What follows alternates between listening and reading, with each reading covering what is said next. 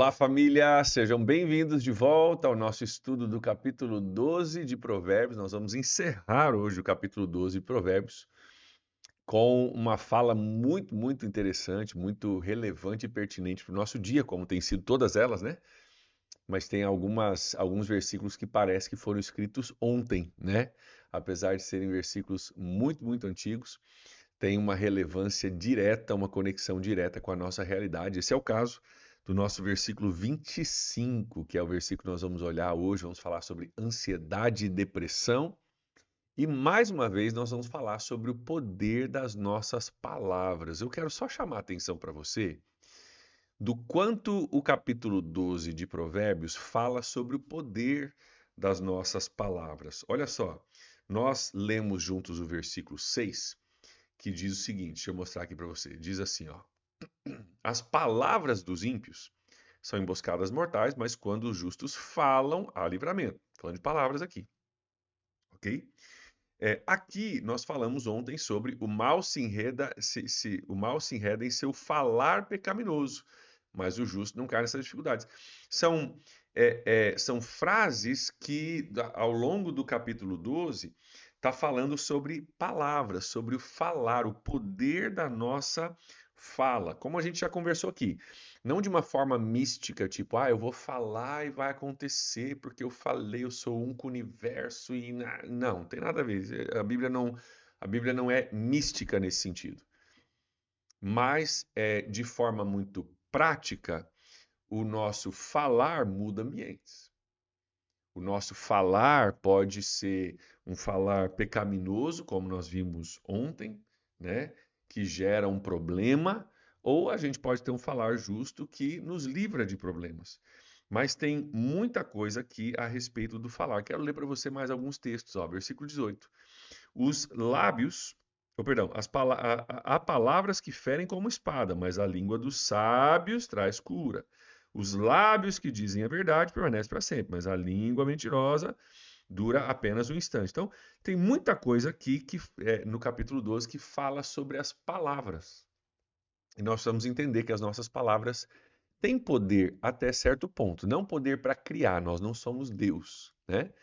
Mas tem poder para mudar ambientes, tem poder para desescalar uma conversa, a gente baixar o nível de tensão de uma conversa com palavras corretas, bem colocadas, né?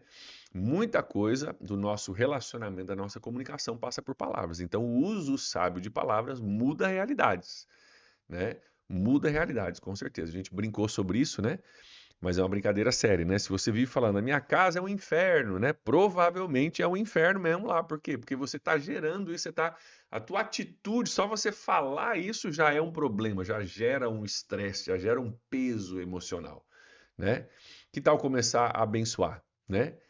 Que tal começar a declarar como Josué, né? Eu e a minha casa serviremos ao Senhor. Essa é a minha declaração sobre a minha casa, né? E começar a declarar verdades, palavras de fé, palavras de ânimo nesse sentido. E é isso que nós vamos olhar no versículo 25. Quero ler contigo e nós vamos comentar algumas coisas juntos aqui. Olha só. O coração ansioso deprime o homem, mas uma palavra bondosa o anima. O coração ansioso, perdão, o coração ansioso deprime o homem, mas a palavra bondosa o anima. Que interessante que fala sobre ansiedade e sobre depressão. Coração ansioso, né? De forma simples, bem simples, mas para ficar mais pedagógico para a gente, a ansiedade, ela geralmente está ligada a você não saber o resultado de uma situação. A ansiedade vem quando você vê várias possibilidades, várias portas, e você não, não sabe qual porta tomar, qual porta vai se abrir. Isso gera ansiedade. Se eu só tenho uma porta e eu preciso escapar de uma sala, é para aquela porta que eu vou. Se eu estou preso numa sala e eu tenho 7 portas, 10 portas, isso gera ansiedade porque eu não sei qual porta utilizar. E às vezes na nossa vida a gente está numa situação que a gente não consegue controlar o que vai acontecer. E o fato de a gente não poder controlar e, portanto, não saber o que vai acontecer, gera ansiedade, ok? A ansiedade, se ela permanecer presente na nossa vida, se ela continuar desse jeito por muito tempo, pode gerar uma depressão, em que sentido, né? Depressão no sentido de você pensar, cara, eu tô numa enrascada e não tenho como, não sei o que fazer e não tenho previsão de saber. E aí a depressão começa a entrar que você pensa que você está preso numa situação da qual você não consegue fugir. Isso é uma receita maravilhosa, né? Maravilhosa no sentido sarcástico, tá? Uma receita terrível que nos leva para a depressão. Se você quer ter depressão, né? Que ninguém quer, você estar preso numa situação que você não consegue mudar, você está enredado numa situação, né, que você parece que não tem controle, é uma forma muito rápida de se gerar depressão nas nossas vidas. Então, coração ansioso, cara, não sei o que vai acontecer, eu não controlo a situação, eu não controlo o futuro, pode ser que aquela porta se abra, pode ser que outra porta se abra, eu não sei o que vai acontecer, eu não sei para que faculdade que eu vou, não sei que emprego que eu vou aceitar, eu não sei se eu vou ter emprego, pode gerar uma depressão, deprime o homem. Mas uma palavra bondosa, olha aqui comigo, mas uma palavra bondosa o anima. O anima. Quero que você note, não está falando uma palavra bondosa muda todas as coisas. Nossa, o cara veio com uma palavra e as 7 portas se abriram porque o cara teve uma oração forte. Não está falando sobre isso. Está falando sobre animar o coração. Começa falando do coração, né? O coração ansioso, ele deprime o homem. Mas uma palavra bondosa anima. Ele não quer dizer que a solução chegou, não quer dizer que está tudo resolvido, não quer dizer que é um mar de rosas, não quer dizer que a porta se tornou clara, não quer dizer que nada mudou necessariamente. Mas uma palavra bondosa traz ânimo para o coração. Ânimo para o coração. Talvez a circunstância não mudou, a realidade não mudou, mas você trouxe uma palavra que trouxe ânimo para o coração. Uma das formas melhores de a gente trazer uma palavra que traga ânimo para o coração é a gente ajudar a pessoa a encontrar, no meio das suas lutas e dificuldades e falta de respostas, ajudar a pessoa a encontrar perspectiva. Perspectiva. Por quê? Porque às vezes a gente está tão focado naquele problema, está tão focado naquela ansiedade, a depressão está tomando conta que parece que a nossa vida se tornou aquela situação, né? Vamos lá. Não sei, não sei que rumo tomar na área de emprego da minha vida, né? Eu não sei que faculdade vamos lá, vamos pegar a faculdade. Não sei que faculdade que eu vou fazer, aonde que eu vou passar, se vou ter que me mudar, se vou ter que mudar, se eu vou morar em casa com meu pai, se eu vou morar longe, se eu vou lá para outro estado, se eu vou abrir mão do curso que eu queria lá no outro estado para fazer um curso que eu não quero, mas mais próximo de casa. E aí, eu não sei, e aquilo se torna a vida da pessoa. O que vai acontecer com a minha faculdade? Como que vai ser? Onde que eu vou morar? Que curso que eu vou fazer? Será que eu vou passar? E aquilo a pessoa não consegue pensar em nada mais do que a sua faculdade. Estou dizendo que seja importante, é importante, tá? Mas às vezes a palavra bondosa é assim, ó. Ei, independentemente do que acontecer, você tem a vida toda pela frente. Você é um jovem, uma jovem aí de 19 anos, 18 anos, com a vida toda pela frente, talentosa, tem gente que te ama, tem gente que te quer bem, tem gente que vai te ajudar. E provavelmente você vai ter mais de uma opção, você vai poder escolher um curso bacana, talvez um pouco mais distante, um curso, né, um pouco mais próximo. Vamos aguardar no Senhor. Quem tem o plano perfeito para a sua vida é Deus. Você não precisa saber todos os detalhes, você não precisa cuidar de todos os detalhes e nem resolver na força do seu braço. Deus é contigo. Deus já planejou o que Ele quer para a sua vida já. Vamos confiar, vamos descansar, vamos pedir que Deus direcione, sabe? Vamos orar juntos. Uma palavra de ânimo que não mudou a circunstância. A jovem ainda não sabe que faculdade vai fazer, não sabe onde passou, não sabe que curso, não sabe nada. Mas você extraiu ela daquele ambiente hiperfocado na faculdade para dar uma perspectiva maior, para dizer, cara, Deus é contigo. Você é uma pessoa jovem, talentosa, inteligente. Você vai longe na vida, você tem a vida toda pela frente ainda. Relaxa, respira, ora, confia, né? E você consegue fazer o que o texto diz aqui. Olha só. Mas uma palavra bondosa o anima. Mudou tudo? Não. Teve a resposta? Não necessariamente, né? Mas trouxe um ânimo para o coração. que vem de uma perspectiva maior do que o problema que eu estou lidando. Filipenses capítulo 4 fala sobre isso, né? Não andem ansiosos por coisa alguma. Olha a instrução. Não andem ansiosos por coisa alguma, Filipenses 4:6. Mas, em todas as circunstâncias, com a ação de graças, leve os seus pedidos para o Senhor. E a paz de Deus, que excede todo entendimento, guardará o seu coração e a sua mente em Cristo Jesus. Ó, cara, para de ficar ansioso, leva para Jesus, bota diante de Deus, sabe? Ora pela tua situação e você vai ver uma paz que vai vir, né, de saber que você não está sozinho nessa luta. Eu queria que você pensasse comigo um pouquinho sobre algumas palavras de Jesus, né? Jesus trouxe algumas palavras para as pessoas ao longo do seu ministério.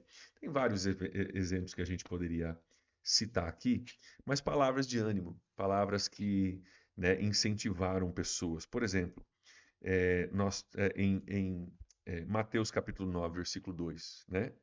Alguns homens trouxeram para ele um paralítico deitado na sua maca, e vendo a fé que eles tinham, Jesus disse para o paralítico: olha só, tenha bom ânimo, filho, teus pecados estão perdoados.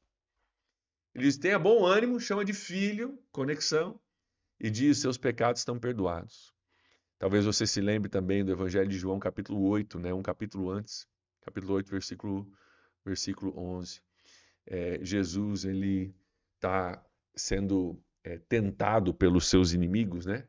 Com a mulher pega em adultério. Oh, a lei diz que tem que apedrejar ela. Vão apedrejar ou não vão apedrejar? O que você vai fazer, Jesus? Jesus diz: primeiro que não tiver nenhum pecado, seja, por favor, fica à vontade. Começa aí o apedrejamento que eu sigo, né? Todos deixaram suas pedras, foram embora porque sabiam que tinham pecado. E aí Jesus diz para a mulher: mulher, vá em paz, eu também não te condeno, e vai, não peques mais, né? Vai, não peques mais, eu também não te condeno. O Jesus era o cara que poderia ter condenado, porque só tinha um naquela roda que não tinha pecado. Jesus falou: o que não tiver pecado, joga a primeira pedra. É o que Jesus falou. Como todos os fariseus e mestres da lei tinham pecado, eles vão embora. Jesus poderia ter dito: eu sou o cara que não tem pecado aqui. E ele poderia ter jogado a primeira e a segunda e a 10ª e a 20ª e cumprido a expectativa religiosa da época. E Jesus diz: vai, não peques mais, eu também não te condeno, né? Então, uma palavra de graça, uma palavra de perdão, uma palavra de misericórdia que muda a vida de pessoas, que muda o ânimo das pessoas, muda o pensamento das pessoas. Queridos, quero mais uma vez chamar a nossa atenção para o poder que as nossas palavras têm. Você tem o poder, não estou falando aqui de você falar uma coisa que seja uma inverdade. Né? Vai dar tudo certo. Às vezes a gente não sabe se vai dar tudo certo. A gente pode dizer, cara, independentemente do que vier, Deus vai ser fiel, vai permanecer fiel na sua vida e na minha vida, e eu vou estar aqui contigo. Isso é verdade, né? Isso a gente pode falar. Que nós possamos aprender a utilizar essa ferramenta que Deus nos deu, as nossas palavras, de uma forma que seja condizente com aquilo que Deus faria. Aqui eu quero fazer uma pausa só para dizer o seguinte: se você não fez o curso, o Princípios da Honra, você precisa fazer, tá? Ele está na nossa primeira trilha de crescimento. Princípios da Honra, ele é feito em conexão com o curso de membros. No princípio da honra, a gente aprende que nós devemos usar a nossa boca para falar aquilo que Deus falaria, para concordar com aquilo que Deus diria. E quando a gente permite usar a nossa boca para falar uma coisa que Deus não falaria, para declarar uma coisa que Deus não declararia, e a gente usa a nossa boca de forma contrária àquilo que Deus faria, nós estamos nos tornando, na verdade, porta-vozes do inimigo. A gente pode ser ou porta-voz de Deus ou porta-voz do inimigo. E o meu e o seu desafio é nós usarmos a nossa boca com sabedoria para ajudar a trazer alívio para o coração ansioso e depressivo. apontando para Deus, apontando para a eternidade, apontando para Jesus, declarando em fé o nosso amor, o nosso carinho, a nossa ajuda e ajudando os nossos irmãos, ajudando uns aos outros, né? A gente ficar firme e ser fortalecido. Deus te deu uma ferramenta poderosa. Use ela hoje com sabedoria nas mãos de Deus para gerar vida aonde Deus te colocou. Amém? Vamos orar? Pai, nós colocamos diante do Senhor nossas vidas hoje e reconhecemos, Deus, o quanto nós temos poder para construir ou destruir, para animar ou desanimar, para trazer vida ou trazer morte. Pai, nós oramos para que a nossa boca seja usada com sabedoria e graça, para que nós possamos, Deus, em nome de Jesus, cooperar com aquilo que o Senhor está fazendo, que nós possamos compreender o quanto essa ferramenta é poderosa, Pai.